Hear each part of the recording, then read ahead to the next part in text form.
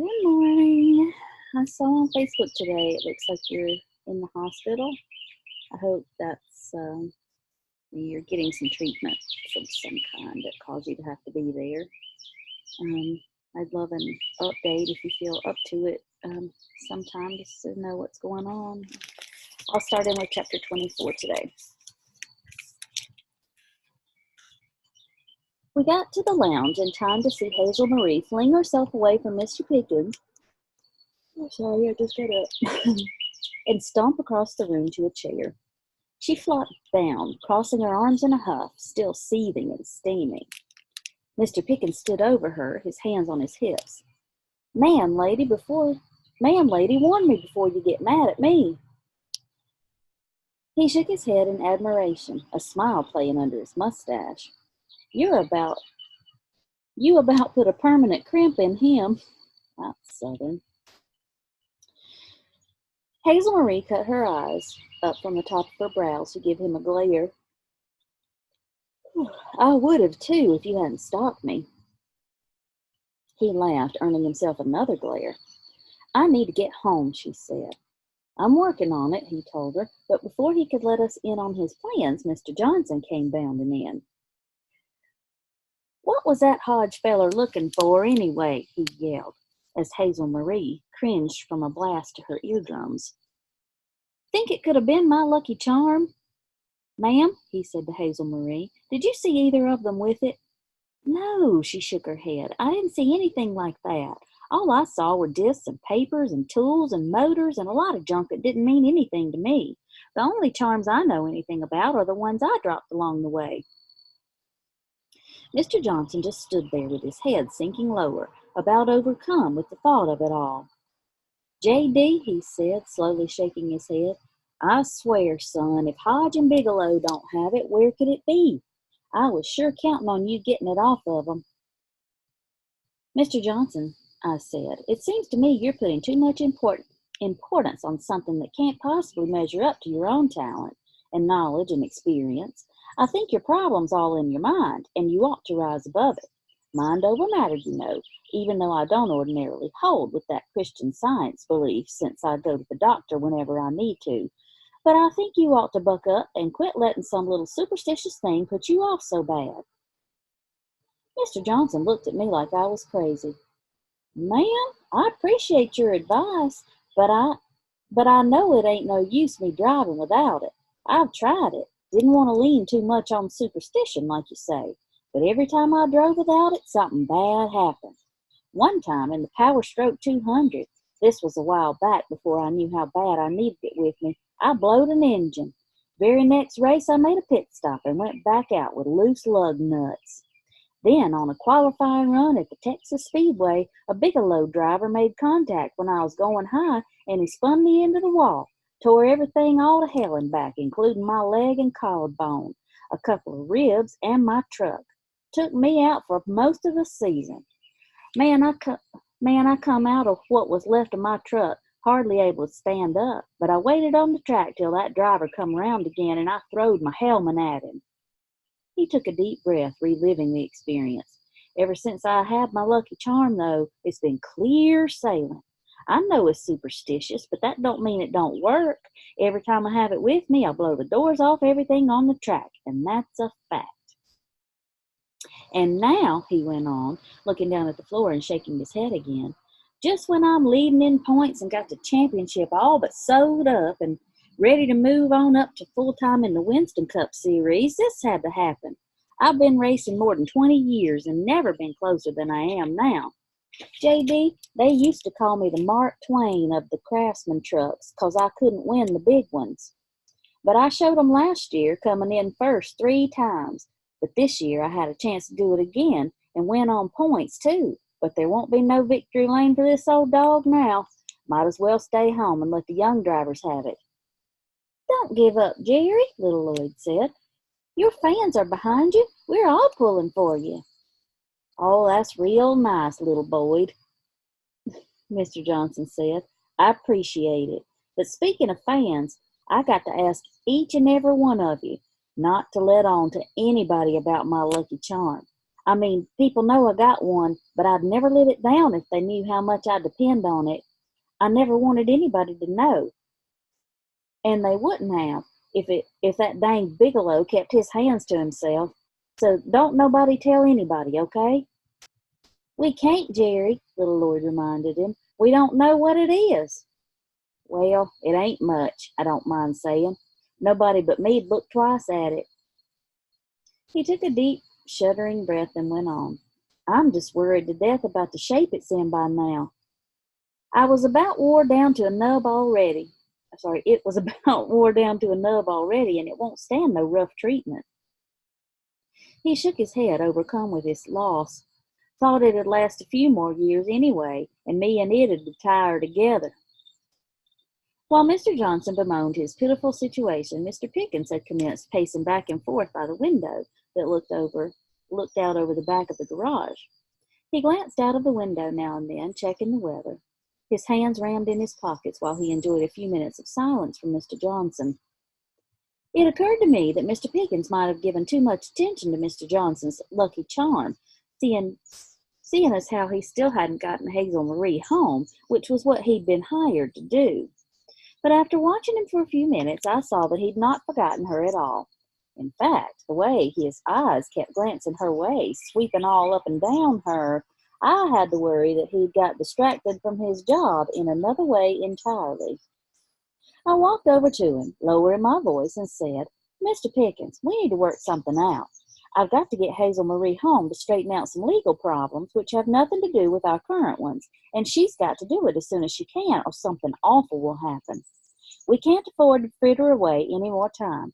The clock is ticking, Mr. Pickens. If you have a mind to take on Mr. Johnson's problem to the extent that you have to linger here, we'll just be on our way now. He studied me for a minute with that penetrating gaze that almost unnerved me. You looked out the window lately? It's a mess out there. Well, I know it, but Hazel Marie and myself will just have to manage. We can't afford to get iced in here for several more days. I'm telling you, you don't know what's at stake. I've got to get Hazel Marie home. He frowned. You mean there's more to this than Bigelow and Hodge? There certainly is. Well, what?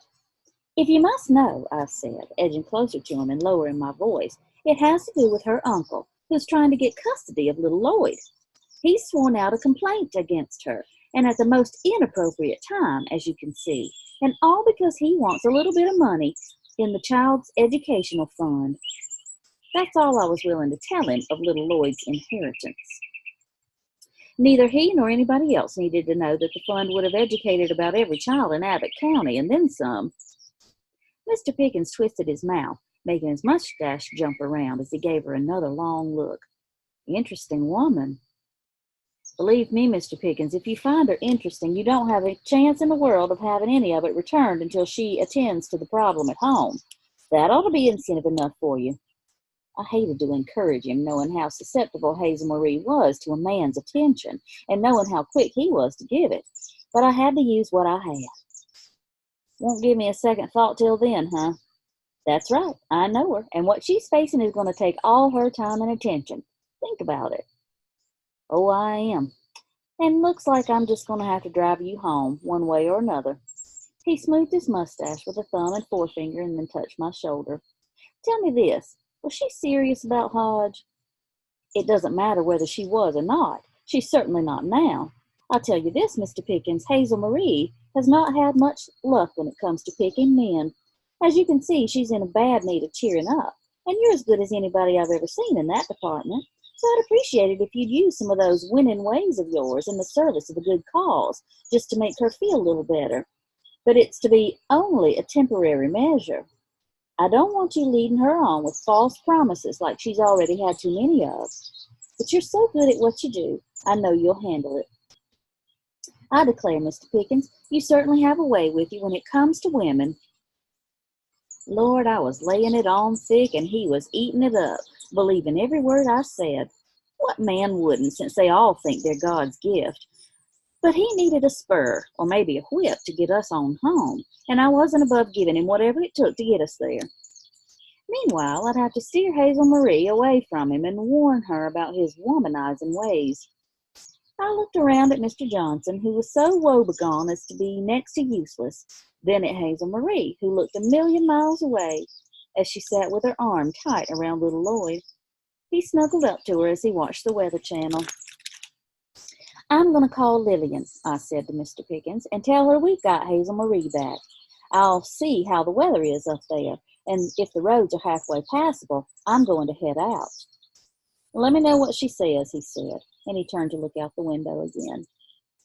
Mr. Johnson gave me permission to use his phone, and when I got through to Lillian, it was all I could do to break in on her stream of information. Lieutenant Peavy and Deputy Daly had rung the doorbell before it was good light, looking for little Lloyd. Coleman and Binky had come by, worried about all of us. Sam had called 3 times, saying he was about beside himself not knowing where we were. Luann had walked over from the church after a counseling session to leave word that she'd made a doctor's appointment for Leonard, and Brother Vern had shown up on the front porch, telling Lillian that whoever meddles in the work of those who are the called of God is doing nothing but dangling over the fires of hell, or something like that, she said. "He ratting and raving to beat all I ever heard. You better get back here, Miss Julia. They all going crazy on me." When I told her that we had Hazel Marie and that all was holding us up was the weather, she let out a shriek that even Mr. Johnson heard. "Them highways is still open," she told me. "I just heard it on the TV. Back roads is getting bad, but y'all come on before it gets dark and you'll be all right." When I hung up, I walked back over to Mr. Pickens and I gave him Lillian's weather report. "If we get started right away," I said, "we can be there before the temperature drops tonight and ices everything over." Good morning.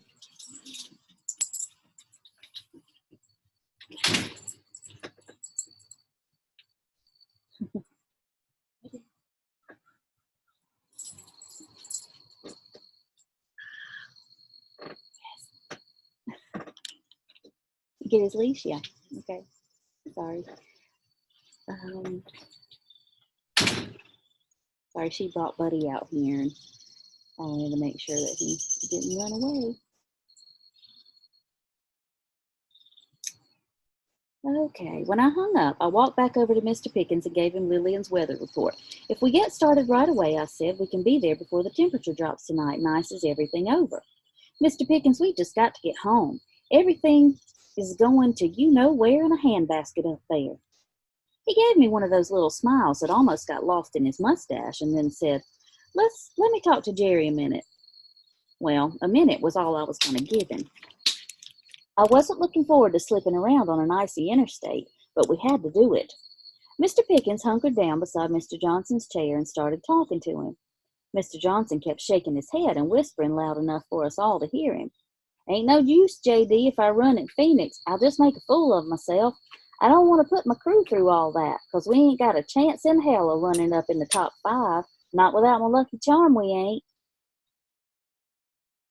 Well, I'd just about had enough of that, so I marched over to tell Mr. Pickens to leave him alone so we could leave. Just as I got to them, Mr. Pickens said, "Look, Jerry, nobody but your own crew knows it's missing. Everybody else is going to think your streak's still going. They'll stay intimidated. Trust me on that." Mr. Johnson shook his head. "I don't know, son. It's us that messes up when I don't have it." "All right," Mr. Pickens said. "Well, let me put it this way. We need you, and I still might be able to pull a rabbit out of a hat. You're all loaded up to go to Phoenix, aren't you?" "Yep, already sent most of the crew on with the backup truck for all the good it'll do. With all the damage Bigelow did to us, I wanted them out of here. Number 17's in the transporter out there, ready to move out if anybody else came sneaking around."